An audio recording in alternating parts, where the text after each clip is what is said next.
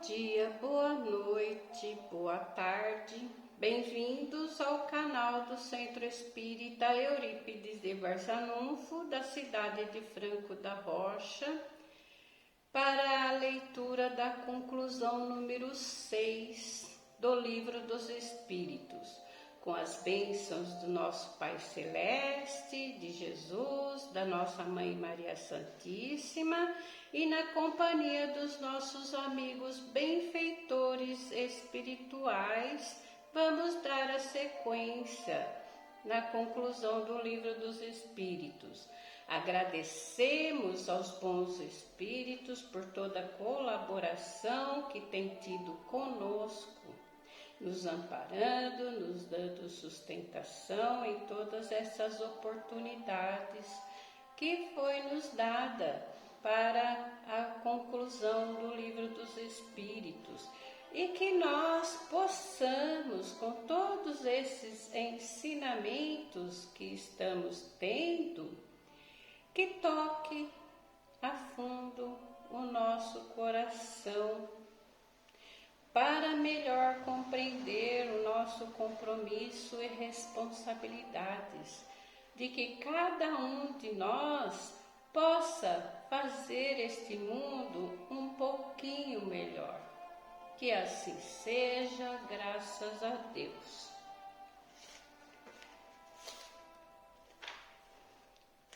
Conclusão número 6. Seria fazer uma ideia bem falsa do Espiritismo acreditar que a sua força decorre da prática das manifestações materiais e que, portanto, entravando-se essas manifestações, pode-se minar-lhes as bases. Sua força está na sua filosofia, no apelo que faz à razão e ao bom senso. Na antiguidade, ele era objeto de estudos misteriosos, cuidadosamente ocultos ao vulgo. Hoje não tem segredos para ninguém. Fala uma linguagem clara, sem ambiguidades. Nada há neles de místico, nada de alegorias suscetíveis de falsas interpretações. Ele quer ser compreendido por todos, porque chegaram os tempos de se fazer que os homens conheçam a verdade. Longe de se opor à difusão da luz, ele a deseja para todos, não reclama uma crença cega, mas quer que se saiba porque se crê. E como se apoia na razão, será sempre mais forte do que as doutrinas que se apoiam sobre o nada. Os entraves que se tentassem oferecer à liberdade das manifestações poderiam abafá-las?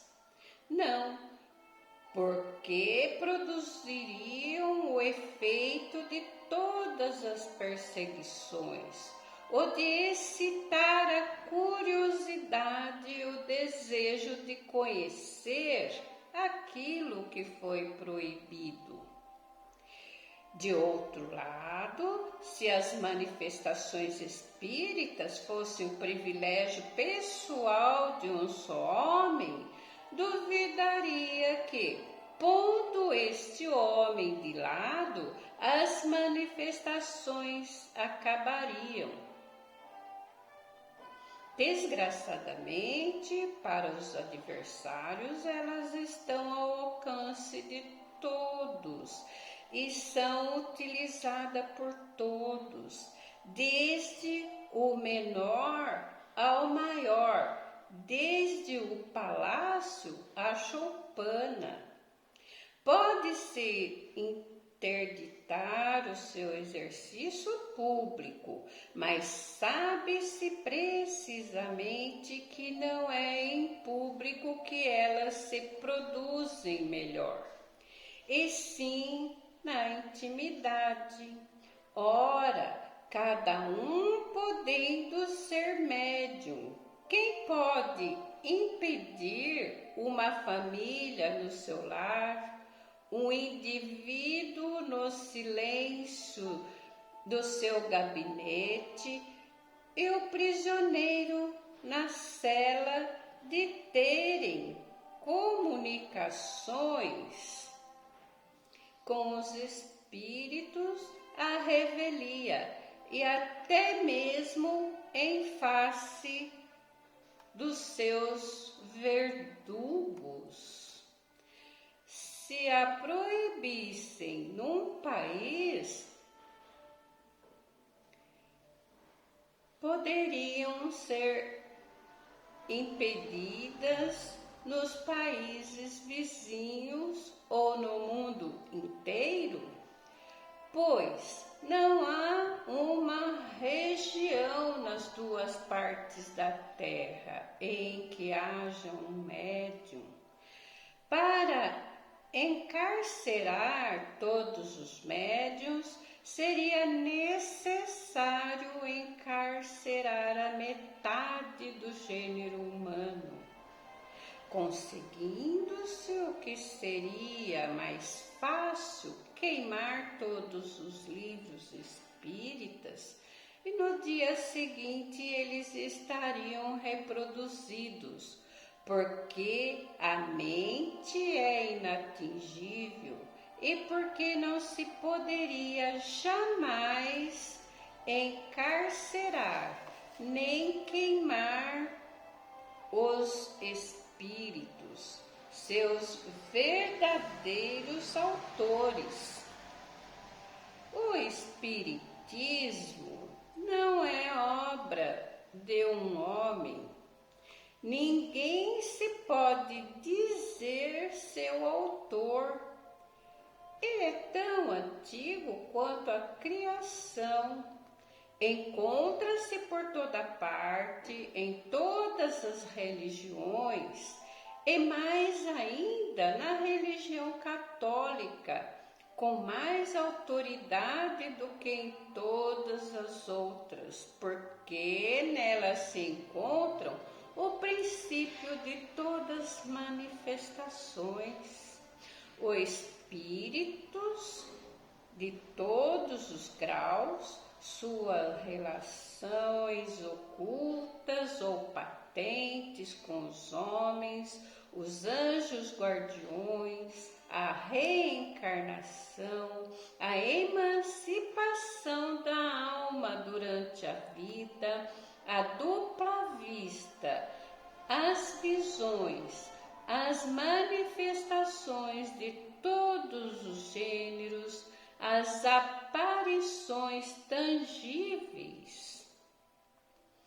No tocante aos demônios, não são mais do que os espíritos maus, e salvo a crença de que são eternamente destinados ao mal, enquanto a via do progresso não é interditada aos outros, entre eles não há qualquer outra diferença além do nome.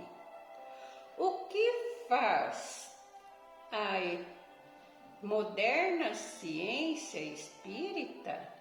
Reúne em todos os que estavam dispersos, explica em termos próprios que só se conhecia em linguagem alegórica, poda tudo aquilo que a superstição e a ignorância haviam criado para deixar somente o que é real e positivo. Eis o seu papel, mas não lhe cabe o papel de fundadora. Ela revela o que existe, coordena, mas não cria nada, porque as suas bases estão em todos os tempos e em todos os lugares. Quem, pois, ousaria considerar o bastante forte para abafá-la sobre os sarcasmos e mesmo sobre perseguição? Se as proscreverem num lugar, ela renascerá em outros, nas mesmas condições em que foi banida, porque está na própria natureza, e não é dado ao homem aniquilar uma potência da natureza sem opor o seu veto e os decretos de Deus. De resto, que interesse haveria em se entravar a propaganda das ideias espíritas?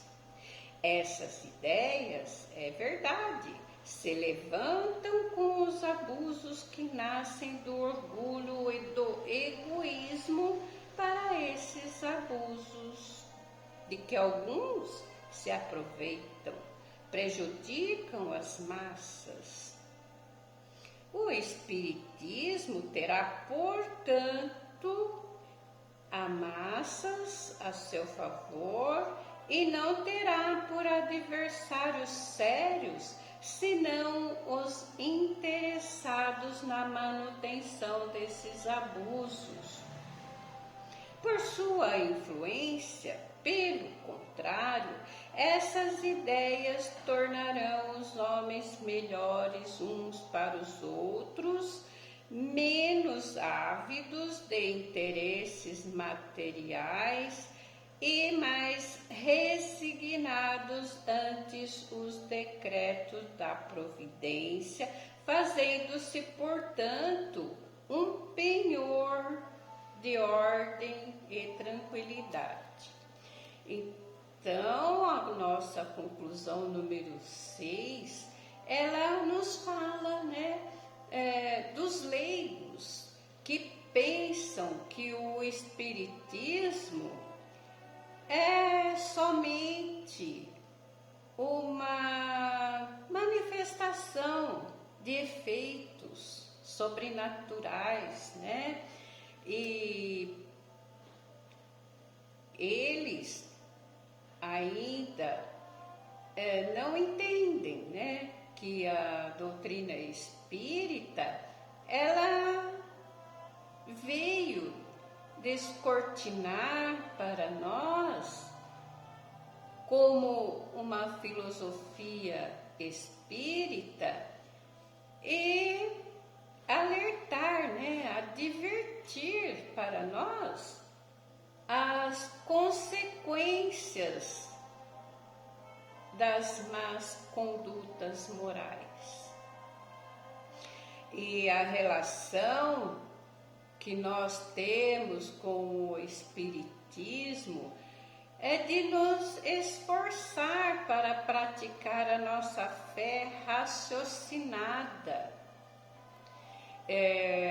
O principal objetivo do Espiritismo é o nosso adiantamento. E é por esse motivo que o verdadeiro espírita, ele deve praticar a caridade, a fraternidade, o amor ao próximo e ter uma comunicação de entendimentos sem falsas interpretações. E Kardec fala aqui nessa conclusão, mais uma vez, sobre o materialismo que não esclarece nada, Eu não queria falar essa frase, mas assim, uma doutrina que não ensina nada, esconde dos seus fiéis, como está escrito aqui no livro. as doutrinas que se apoiam no nada. E que esse materialismo trouxe para o espiritismo muitos obstáculos e perseguições nos tempos de antigamente, né? Que o espiritismo foi tentado, né, de impedir os seus ensinamentos, né, como a queima dos livros lá em Barcelona. E, na verdade, aqueles que praticam o espiritismo, eles se esforçam para praticar as leis morais e os aprendizados, né? Na filosofia científica, que a doutrina espírita traz para nós. Tudo que é colocado para nós, desde uma comunicação, uma psicofonia, uma psicografia e todos os fenômenos, né, que vem sendo estudado, é através de pesquisas científicas, né? As leis que afetam o mundo material. Então, cabe a nós mudar a nossa conduta acreditando nos conselhos e nas advertências que a luz da doutrina espírita propaga para o nosso melhoramento e adiantamento espiritual, para transformar a humanidade. A crença nas diversas existências da imortalidade da alma e na lei da causa e efeito, que só tem importância se essas crenças nos façam pessoas melhores, né? Mais benevolentes, mais indulgentes para com os nossos semelhantes. Encerramos mais esta conclusão que Kardec nos trouxe, com gratidão a todos que participaram em mais esse estudo. Que Deus, Jesus, Nossa Mãe Maria Santíssima, abençoe a todos que estiveram conosco, que possam todos estar amparados pelos anjos da guarda, que a espiritualidade nos direcione a nossa consciência com energia de paz e caridade. Gratidão a Deus por mais essas lições que traz uma luz de equilíbrio e de boa vontade, com harmonia. Que essa luz siga a todos e que a graça do Pai Celeste conceda o fortalecimento para as nossas almas, trazendo os remédios espirituais que necessitamos para nos manter fortes no bem, fortalecendo as nossas almas. Que assim seja, graças a Deus.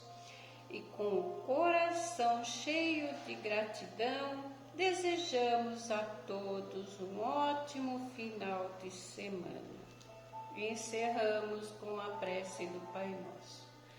Pai nosso que estais no céu, santificado seja o vosso nome, venha a nós o vosso reino, e seja feita a vossa vontade, assim na terra como no céu. O pão nosso de cada dia nos dai hoje. Perdoa as nossas dívidas e ofensas, assim como devemos perdoar os nossos devedores e ofensores. E não nos deixes cair em tentação, mas livra-nos, Senhor, de todo mal, porque Teu é o reino, o poder e a glória e a misericórdia para sempre. Que assim seja. Até a próxima leitura da conclusão do Livro dos Espíritos aqui neste canal.